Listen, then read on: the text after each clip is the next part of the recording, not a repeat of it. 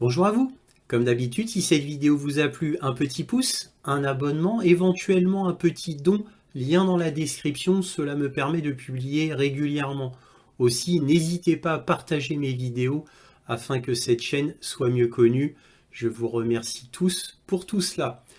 Donc là, cette vidéo va être sur un événement qui pourrait être qualifié d'historique, bien que pour l'instant, il pourrait être qualifié de potentiel, puisque rien n'est fait officiellement, mais tout le monde s'accorde à dire que cela va se faire.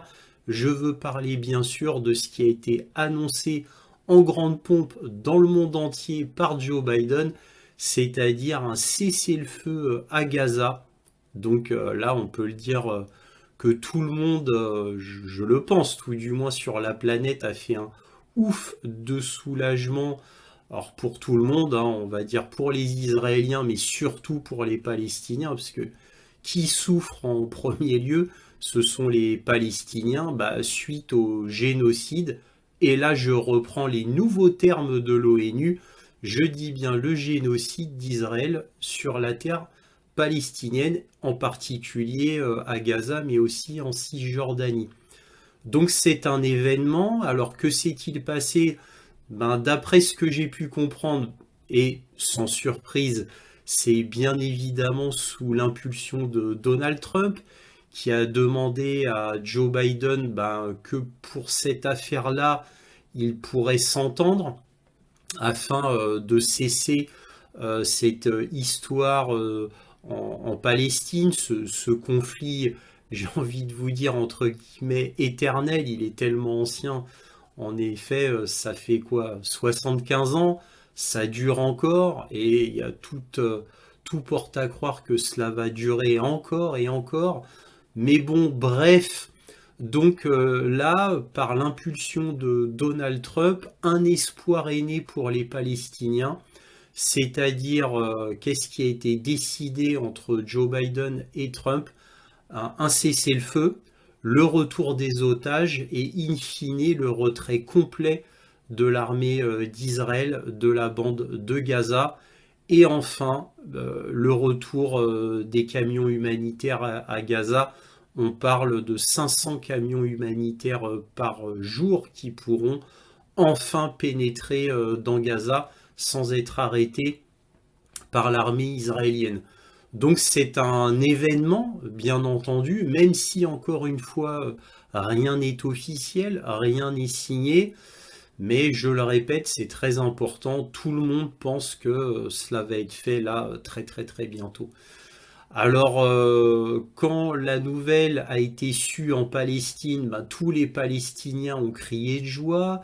Le Hamas a déjà annoncé que c'était une immense victoire.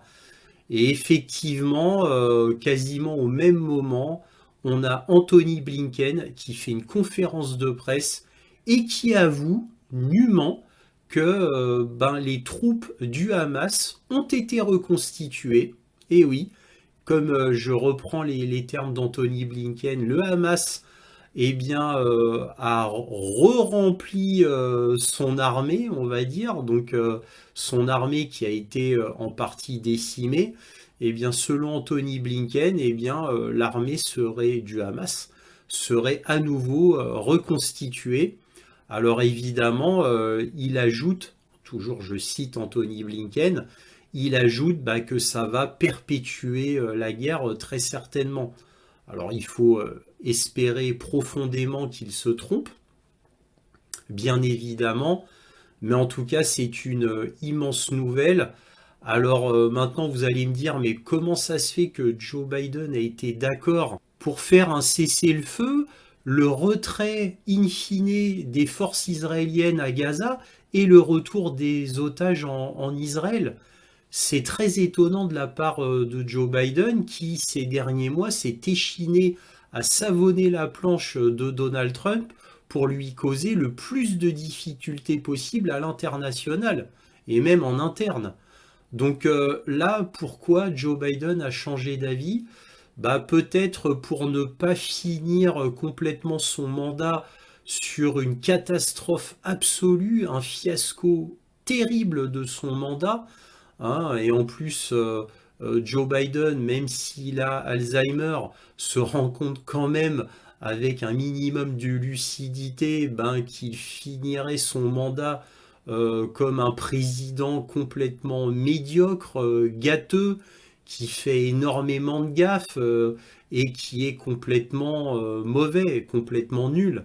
Donc finir sur quelque chose qui apporte la paix, un cessez-le-feu en Palestine, quel meilleur symbole pour quitter son poste afin, on va dire, de gagner un peu de gloire quand même et que son mandat soit un peu moins terni à la fin quand même. Alors évidemment, c'est à double tranchant parce que là, cela donne de la gloire à Trump, sachant que c'est Trump qui a initié ce projet-là et qui en a parlé à Joe Biden. Ça, en réalité, on le sait, parce qu'on parle dans les coulisses de la Maison-Blanche. Bref, comment cela a pu se faire? Outre le fait que Joe Biden ait été d'accord, il y a quand même Trump qui a fait comme en Ukraine, il a envoyé justement un envoyé spécial. Comme il y a un envoyé spécial pour régler le conflit russo-ukrainien, Trump a envoyé un conseiller spécial justement pour régler le conflit palestino-israélien le plus rapidement possible, idéalement avant son investiture du 20 janvier, parce que c'était ça le but. Vous connaissez Trump. Trump voulait démarrer en grande pompe dans toute sa gloire. Il voulait démarrer très fort et on peut dire qu'il a réussi quand même. Alors évidemment, vis-à-vis d'Israël, Trump avait tous les atouts en main. Il avait tous les atouts en main puisque Israël n'existe, et je pèse mes mots, Israël n'existe que par la bonne volonté des États-Unis, et à tous les niveaux, pas qu'en armement, hein. Pas qu'en armement, en financement aussi. Et en protection diplomatique, etc. Bien évidemment, n'oublions pas que Benjamin Netanyahou est sous le coup d'un mandat d'arrêt international. Alors pas pour génocide, mais presque. Ne l'oublions pas. Donc voilà. Cela dit, cela dit, là en ce moment, Trump s'entend très mal avec Netanyahou, alors que pourtant, ça va à contre-courant de ce qu'on pourrait penser, puisque lors du premier mandat de Donald Trump donnait tout à Israël. Donald Trump était le meilleur ami du monde de Netanyahou, et le grand geste, ça a été de reconnaître Jérusalem comme capitale d'Israël, et de reconnaître que le plateau du Golan, donc en Syrie, pouvait très bien appartenir à Israël, entre autres choses, bien sûr. Mais là, ces dernières semaines, ces derniers mois même, il y a eu un gros retournement de Donald Trump. Alors voilà ce que je sais. Apparemment, ça fait déjà quelques temps, plusieurs mois, que Donald Trump essaye de persuader Netanyahou d'arrêter cette guerre en Palestine. Alors pour plusieurs raisons, parce que Trump aime Israël au fond de son cœur malgré tout, hein. Il est très loyal à Israël, bien sûr. Déjà parce que Israël tombe dans le caniveau au niveau international, au niveau de la réputation, de la diplomatie. Israël s'enfonce tous les jours. Et Israël, et ça c'est terrible pour Donald Trump qui déteste les perdants, on a Israël qui donne une conclusion terrible de sa campagne militaire.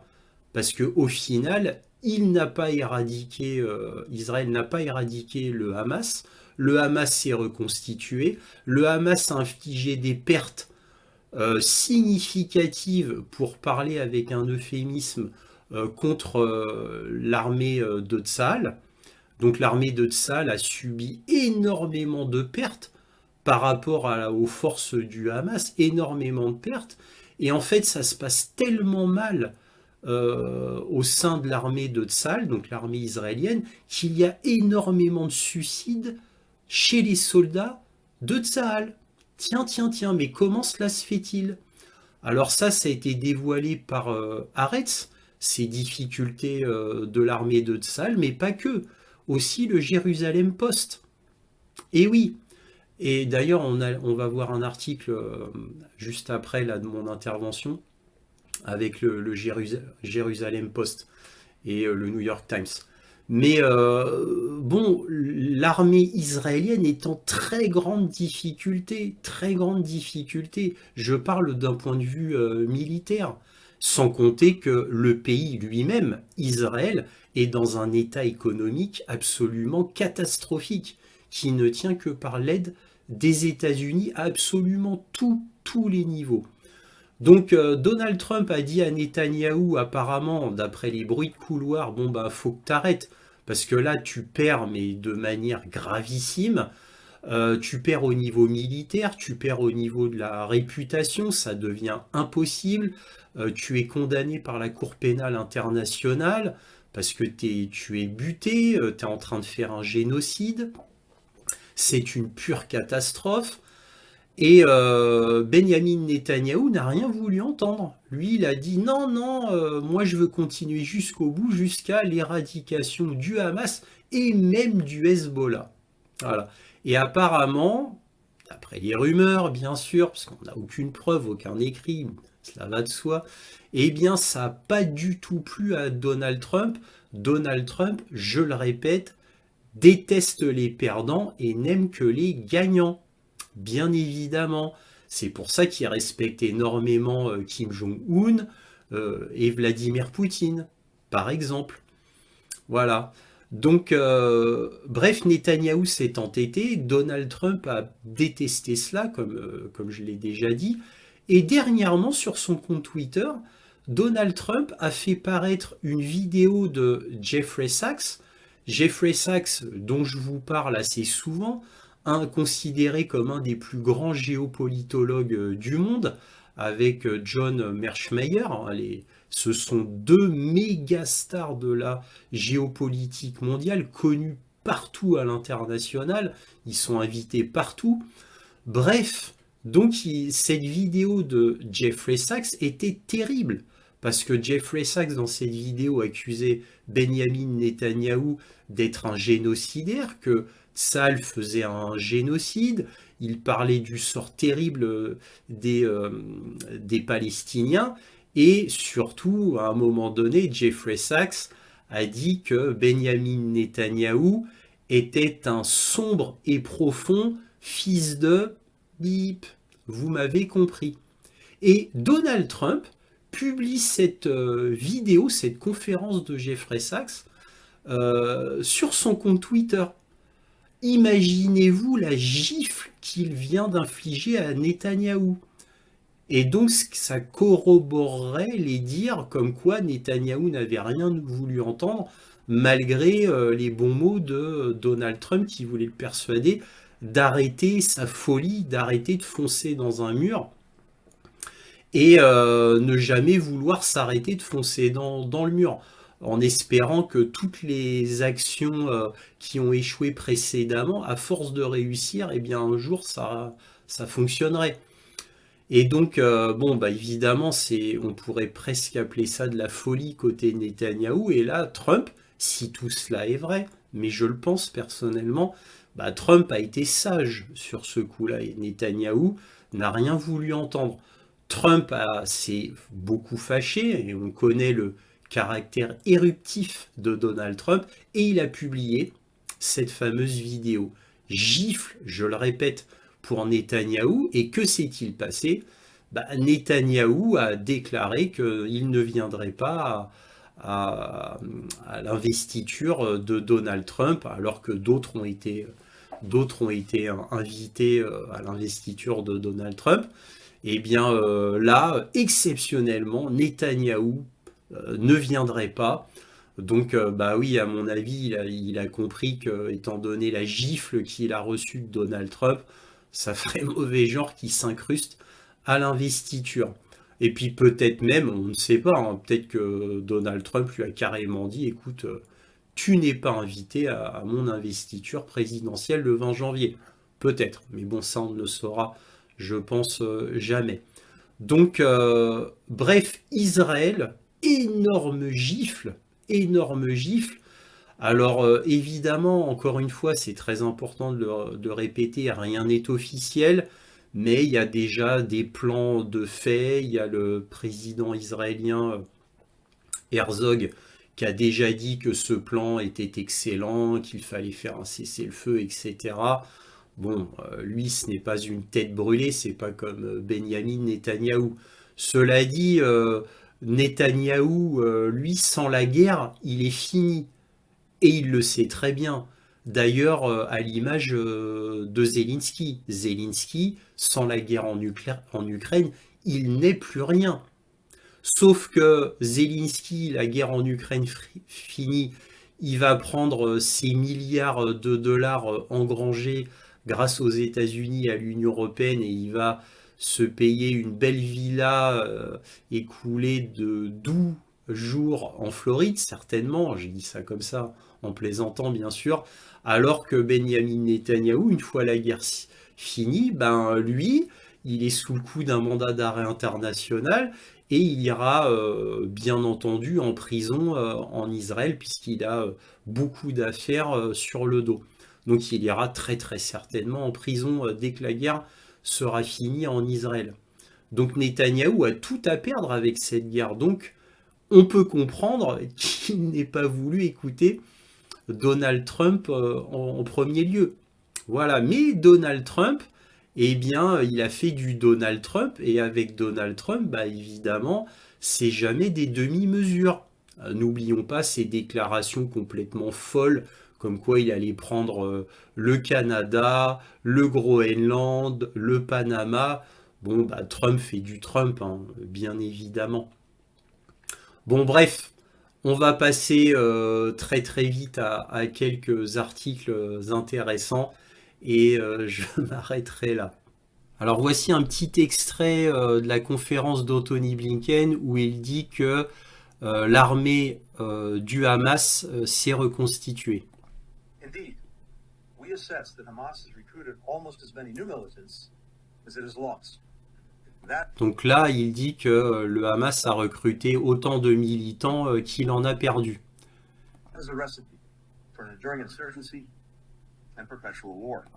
Donc, et c'est une recette pour que la guerre continue de manière perpétuelle. Donc c'était intéressant de voir Anthony Blinken avouer tout ça dans une conférence. Donc voici le plan que j'ai pu récupérer concernant le protocole du cessez-le-feu et du retour des otages. Donc c'est en 3 phases, phase 1, phase 2, phase 3. Le plan sera initié le 19 janvier. Alors on va pas tout lire, mais il y a des choses intéressantes puisque je vous ai déjà dit de quoi était la teneur de ce plan-là. Là, une chose intéressante, c'est que dans la phase 1, les terroristes qui ont été condamnés à vie par Israël vont être relâchés à l'exclusion des combattants qui se sont fait prendre le 7 octobre. Voilà. Donc, mais bon, je résume encore une dernière fois. Donc, les otages relâchés, un cessez-le-feu et à la fin, en phase 3, un retrait complet des forces armées israéliennes. Donc ça, c'est très très très important. Il faut vraiment espérer que tout cela se fasse selon le plan. Et là, je voulais vous montrer cet article du Jerusalem Post qui confirme ce que disait Anthony Blinken, c'est-à-dire les forces du Hamas font un retour substantiel dans la bande de Gaza. Selon de nouvelles estimations, les forces du Hamas compteraient entre 12 000 et 23 000 hommes. Ça, c'est ce qu'a annoncé Anthony Blinken dans sa conférence de presse. Alors imaginez-vous Anthony Blinken qui dit cela, repris par le Jerusalem Post. Imaginez-vous quand même le changement de ton du gouvernement de Joe Biden qui protégeait quand même Israël un tant soit peu. Là, c'est un aveu complet de défaite et qui est dit à la face du monde en plus par les États-Unis. Donc énorme gifle contre Netanyahou. Deuxième gifle, j'ai envie de vous dire, la première gifle est individuelle, c'est Donald Trump qui l'a infligé à Netanyahou via la vidéo de Jeffrey Sachs et de lui avoir forcé la main en le menaçant l'arrêt de toute aide américaine, hein, parce qu'évidemment, faut quand même le bâton pour raisonner Netanyahou, parce que vous vous doutiez bien qu'il a dû falloir user beaucoup du bâton pour faire changer d'avis Netanyahou, dont la carrière dépend entièrement de cette guerre. Bref, et enfin Anthony Blinken qui lâche ça pour dire que le gouvernement Biden, qui s'est mis d'accord avec Donald Trump, hein, ne l'oublions pas, sous l'impulsion de Donald Trump, bah là, ça y est, a décidé de lâcher complètement Israël et donc Netanyahou pour divulguer ce genre d'informations. Parce que c'est pas du tout le style d'Anthony Blinken qui, pourtant, est à fond un grand soutien de Netanyahou depuis toujours et d'Israël, bien sûr. Donc vraiment, là, Joe Biden, il a dû dire à Anthony Blinken, allez, on lâche Netanyahou, c'est fini, parce que Netanyahou, condamné à la Cour pénale internationale, plus la réputation pathétique, terrible d'Israël à l'international, le génocide d'Israël, cela pourrait entacher la réputation des États-Unis qui est déjà largement entachée, donc on arrête les frais. C'est un peu ça qu'il faut comprendre suite à la déclaration d'Anthony Blinken et le fait que Donald Trump ait pu arracher ce cessez-le-feu à Netanyahou. Voilà, et j'arrête là. Si cette vidéo vous a plu, un petit pouce, un abonnement, éventuellement un petit don, lien dans la description. Aussi, n'oubliez pas de partager mes vidéos afin que cette chaîne soit mieux connue si vous appréciez mon travail, bien sûr. Merci à tous pour tout cela et toujours, soyez curieux.